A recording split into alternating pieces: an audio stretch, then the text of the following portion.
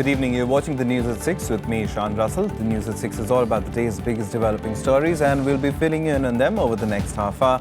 But first, the headlines that we're tracking right now. Prime Minister calls for increasing tax net to 10 crore people, outlines 5-point charter for tax administrators.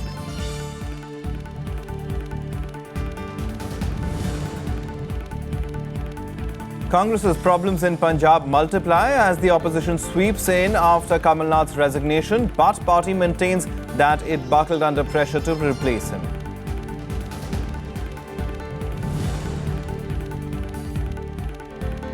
China acknowledges that India is inching closer to NSG membership, but warns that inclusion will shake strategic balance in South Asia.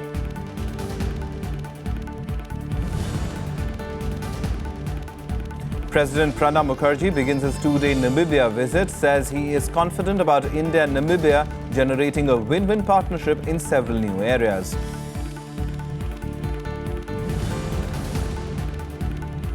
And war of words in the US presidential elections. Hillary Clinton says Trump is unfit for the president's office as the billionaire renews his call for banning Muslims from entering the United States. Our top story this evening, Prime Minister Narendra Modi has called for 10 crore people to be brought into the tax net, up from the current 5.3 crores. Inaugurating the two-day annual conference of tax administrators in the national capital on Thursday, the Prime Minister also outlined a 5-point charter for tax administrators and termed it rapid. He asked tax officials to remove fear of harassment from the minds of taxpayers and move towards digitization. Prime Minister Narendra Modi has advised income tax administrators to take steps to bridge the trust deficit with taxpayers and strive to widen the taxpayer base. During an hour-long interaction with tax officials, the Prime Minister asserted that Indians are not dishonest and that the tax department should make it further easier for them to comply with the law. The Honourable Prime Minister suggested that we should raise our sights higher, that we should make it very easy for people to file their taxes, and that we should legitimately aspire to 10 crore taxpayers within our tax base. And this is in the context of having 25 crores or so households in the country out of the 125 crore people that we had. Prime Minister Modi also advised tax administrators to adopt soft and sober behavior to remove the fear of harassment from the minds of taxpayers. He also laid down 5 pillars for the tax administration to imbibe to deliver efficient administration. We need to focus R on revenue, A on accountability, P on probity, I on information, and D on digitization.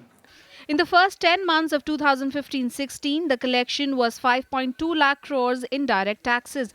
The government, however, had set a direct tax collection target of 7.97 lakh crores in 2015-16, up 26.5% from 6.3 lakh crores in 2014-15. Just 4% of India's voters are taxpayers, and only 15.5% of the net national income is being reported to the tax authorities.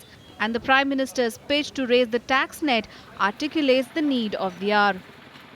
GDP ratio stands at 16.6%, which is below many emerging economies. The government has set up a high-level committee under former Delhi High Court Judge R.V. Iswar to suggest simplification of tax laws. Simple tax laws would not only help in cutting down unwanted litigations, but would also improve tax collections. Reporting from Delhi with camera person Anirban, I'm Kriti Mishra for Rajya Sabha Television. Now, with the assembly elections in Punjab slated for 2017, the Congress seems to have already failed to get a head start. Senior Congress leader Kamal Nath's appointment and then resignation as the party's General Secretary in charge of the state signals more towards problems within. Though the party maintains that the resignation came out of Kamal Nath's own volition, the opposition has swooped down on the opportunity. मैं ये राजनीति समझता हूँ, क्योंकि ये ध्यान मोड़ने की राजनीति में सफल ना हो पाए, मैंने ये तय किया कि इससे दूर रहना और अलग रहना ही अच्छा है. Congress leader Kamal Nath's clarification on why he backed out of being the party general secretary in charge of Punjab.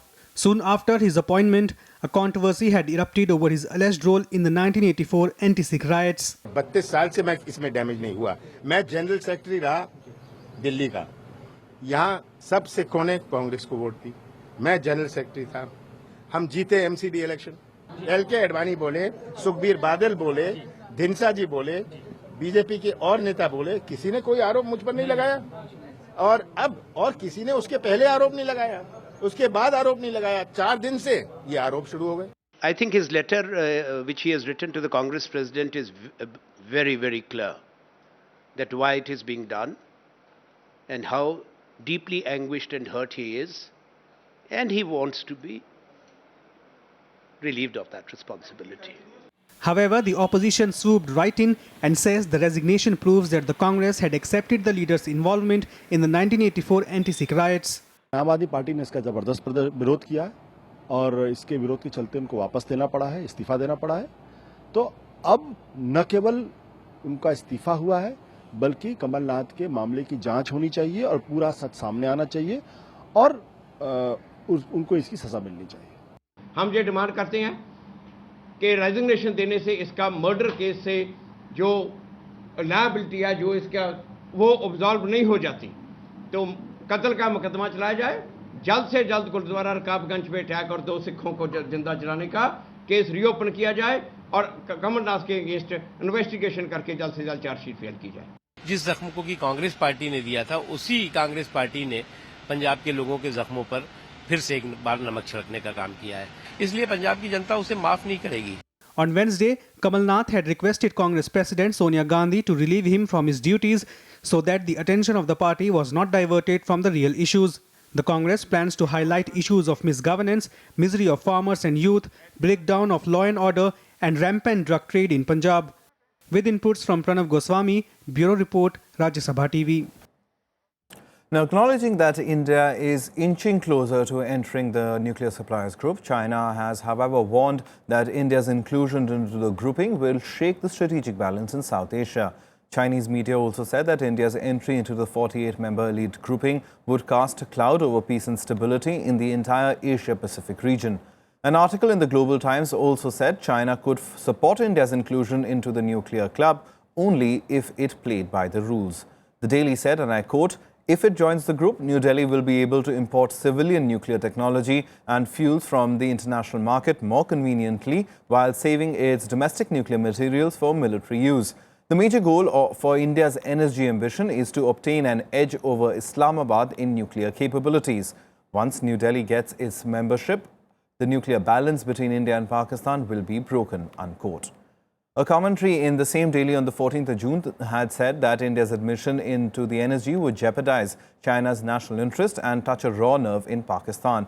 It also said that the reason for India garnering support for its energy membership is because Washington has started to treat New Delhi as part of the US alliance. Some more national news updates now nationwide. Home Minister Rajnath Singh today held a review meeting of coastal security in Mumbai. He said that maritime terrorism is a big threat and it has huge economic implications. He also mentioned that the government is carrying out a security audit of all major and non-major ports to identify vulnerable points in coastal security.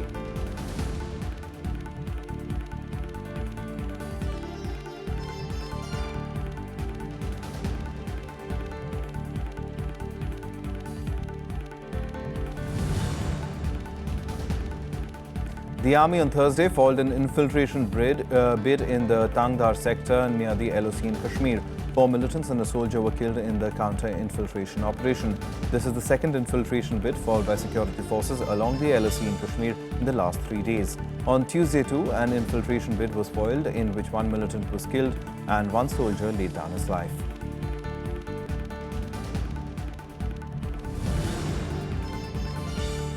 The Supreme Court refused to entertain the plea of an NGO seeking stay on the release of the film Urta Punjab and asked it to approach the Punjab and Haryana High Court, which is seized of the matter. The plea was filed on grounds that the movie depicts a wrong image of Punjab.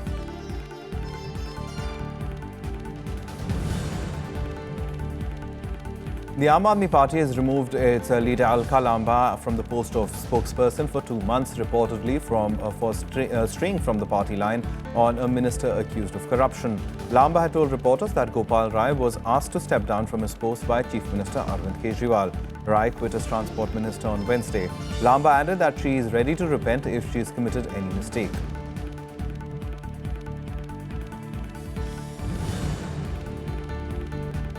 Kerala police have detained the prime suspect in the rape and murder of a law student in Perumbavoor near Kochi in Kerala on the 28th of April. Amirul Islam, a migrant worker from Assam, was arrested and the police was sent his blood samples for examination. He's currently being questioned in an undisclosed location, and police is also probing several locals and migrant workers in the area.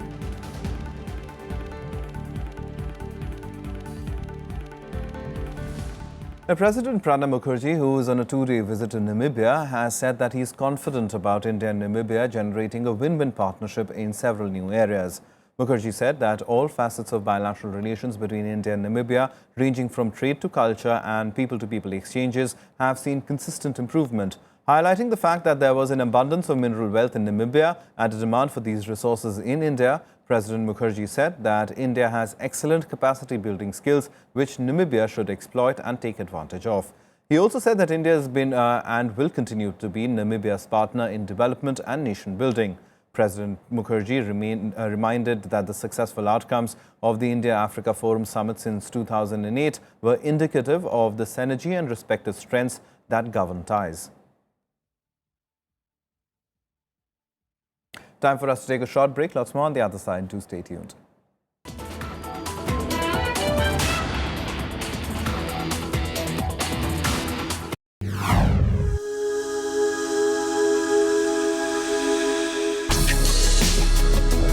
Tales that inspire.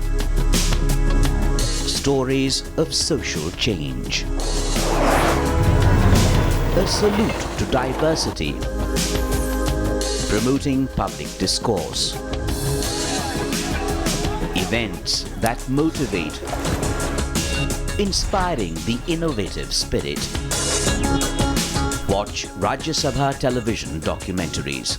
Mondays, Tuesdays and Wednesdays at 10:30 p.m.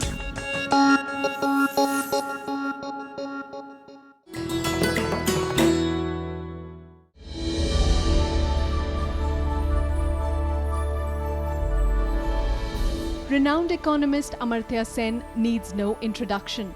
Recipient of the Nobel Prize for Economics in 1998, Sen has always shown a keen interest in the problems of the underprivileged. He has made immense contributions to the discipline of welfare economics and social choice theory, and his books have been translated into more than 30 languages. In 2010, Amartya Sen was listed among the world's 50 most influential people who matter.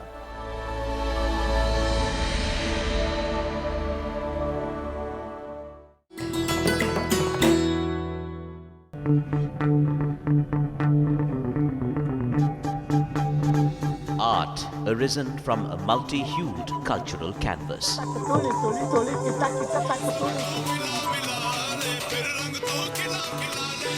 Tradition and cultural fervor dating back centuries.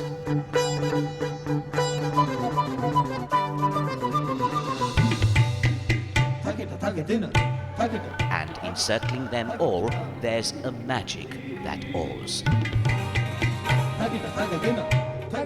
Embrace your nation's brilliant human warmth.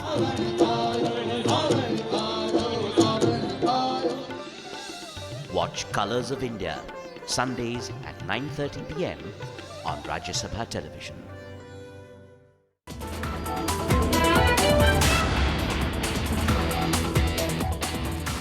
Welcome back. You're watching the news at 6. Some international news now, and China has once again warned the United States to stop interfering in its domestic matters by using the Tibet issue. This after US President Barack Obama met the Dalai Lama in a private meeting at the White House. China also reiterated that it is determined to safeguard the country's national sovereignty and ethnic unity and needs no interference in its internal matters.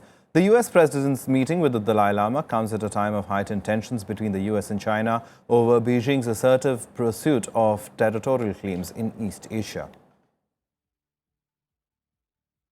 停止利用涉藏问题干涉中国内政，停止做任何有可能影响中美合作大局的事情，以实际行动维护中美关系。至于讲到中国西藏的情况，中国人民最有发言权。A day after failing to acknowledge India as a global strategic and defense partner, the US Senate has passed a draft bill which includes a provision to set up a new fund to reimburse Pakistan for its war on terror. According to reports, $800 million has been authorized under the provision called the Pakistan Security Enhancement Authorization. The Senate, however, has blocked an additional aid of $300 million unless Pakistan takes action against the Haqqani network. While the Senate has acknowledged Pakistan as a long-standing strategic partner, it did not pass the amendment that would have allowed India and the US to become defense partners. The war of words continues between the two presumptive US presidential nominees, Donald Trump and Hillary Clinton. Trump once again repeated his call for banning Muslims from entering the United States, receiving backlash from Clinton, who said that he was dangerous and unfit for the president's office.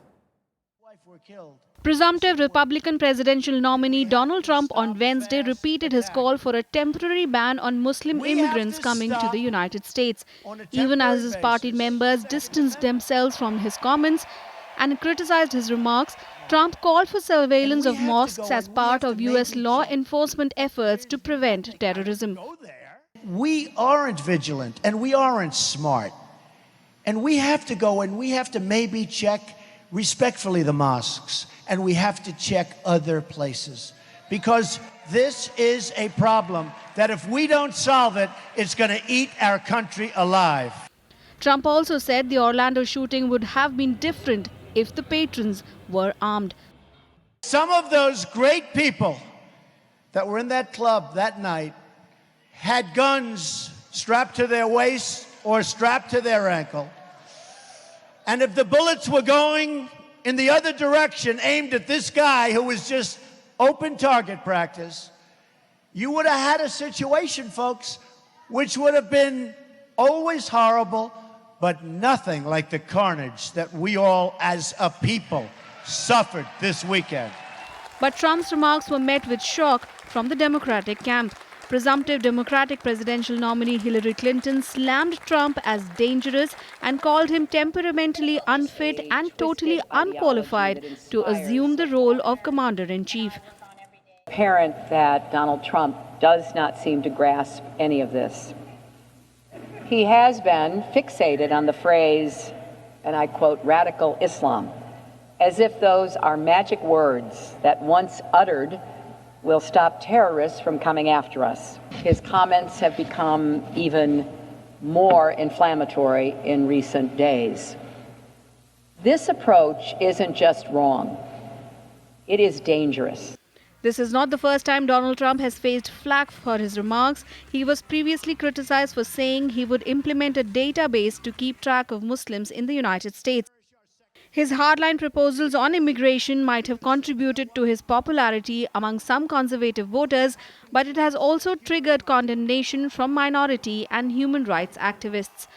Bureau Report, Rajya Sabha TV. Some more international news now in Global Buzz.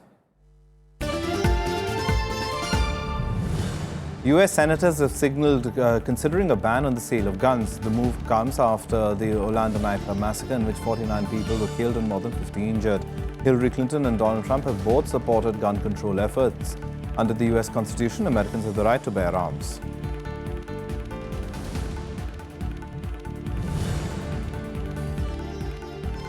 Egypt says that it has spotted and obtained images from the wreckage of the Egypt airplane that crashed into the Mediterranean Sea last month, killing all 66 people on board. The Egypt Air Airbus A320 en route from Cairo to Paris had been cruising normally in clear skies on an overnight flight on the 19th of May when it crashed.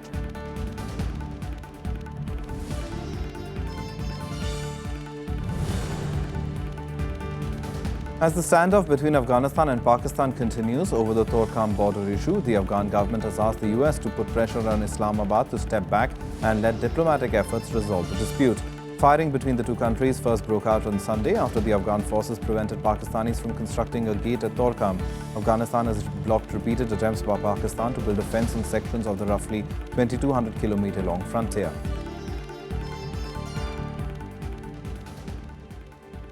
Time for another short break. Lots more on the other side. Do stay tuned.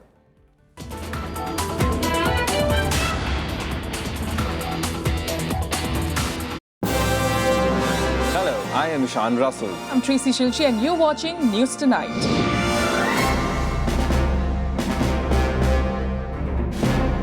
Together with the team of our Dedicated professionals from across various fields. This is Shyam Sundar, Vishal Dahiya, Akhilesh Suman, Frank Pereira from Beijing, China. Kriti Mishra for Rajya Sabha Television. We bring to you the news that matters here on Rajya Sabha TV.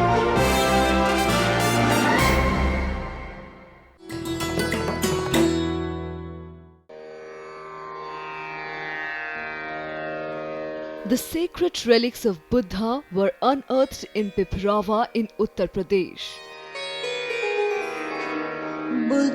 Buddhist monks from all over the world visit the National Museum to pay their respects.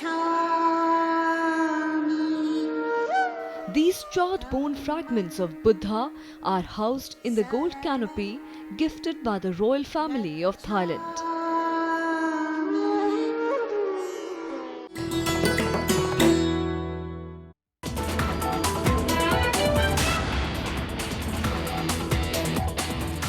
Welcome back. You're watching the news at 6. Now, top officials of the Goa Cricket Association have been arrested for misappropriation of over 3 crore rupees. Goa Cricket Association President Chetan Desai, Secretary Vinod Farke and Treasurer Akbar Mullah were arrested by the Economic Offences Wing of the Goa Police in connection with the alleged fraud of 3.13 crore rupees. The complaint was filed by a GCA member accusing the three of forging signatures and opening bank accounts to siphon off the association's money from 2006 to 2008. The police has registered a case under cheating, forgery and criminal conspiracy. We have arrested 3 people in the case registered against GCA. The complaint had come from one complainant by the name of Mr. Vilas Desai, who also happens to be a member of GCA. The amount involved is about 3.13 crores and it's a case of misappropriation and also a case of forgery and impersonation. So we've arrested Mr. Chetan Desai, Mr. Vinod Fatke and Mr. Akbar Mullah in this yesterday, and the investigations on all angles are being done. Some sports action now in Sports Beat. India will take on Australia in their last league match of the Champions Trophy hockey tournament in London today. India have 7 points from 4 matches and a win today will ensure them a place in Sunday's final. However, a loss could give Great Britain and Belgium a chance to reach the final.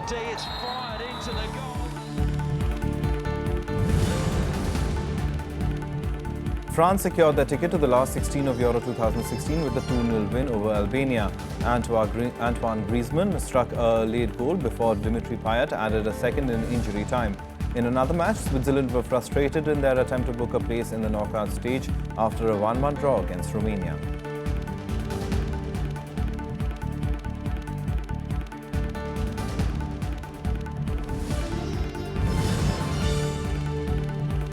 Corinthians manager Tite has accepted an offer to coach Brazil.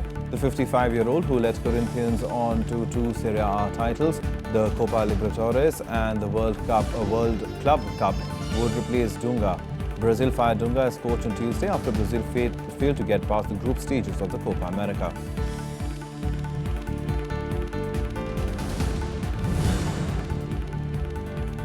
Roger Federer eased into the second round of Hall with a 6-4, 7-6 win over German wildcard Jean-Lennard Struff. The Swiss top seed, still without a title during an injury-hampered 2016 season, fired 15 aces en route to setting up the last 16 encounter with Tunisia's Malik Jaziri.